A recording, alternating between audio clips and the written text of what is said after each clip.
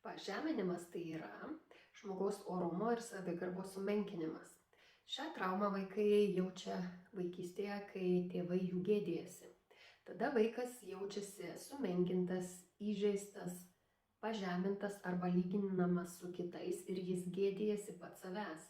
Kaip pavyzdžiui, vaikas prisišlapina į lovą arba kai prieš atvažiuojant svečiams jis susipurvina drabužius ir girdi, kaip tėvai jį aptarinėja svečiams bebūnant, tada šita trauma dar labiau pagilėja ir vaikas susidaro savyje. Kitas toks atvejis, kai vaikas jaučiasi pažemintas, nes vienas iš tėvų jį labai kontroliuoja dėl valgio, dėl tvarkos, dėl švaros.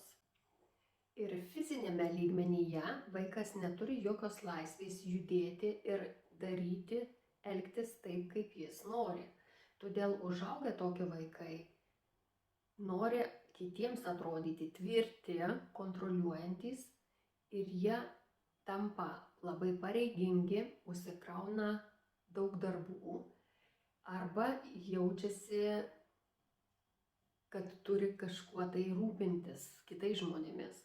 Kaip pavyzdžiui, moteris sutinka, kad atvažiuotų jos anyta ir gyventų su jais kartu, nes nori įtikti vyrui. Jinai skundžiasi, kaip jai negerai, kaip anyta jai įsakinėja, kaip tvarko jų reikalus, jaučiasi pažeminta, bet nieko dėl to nedaro.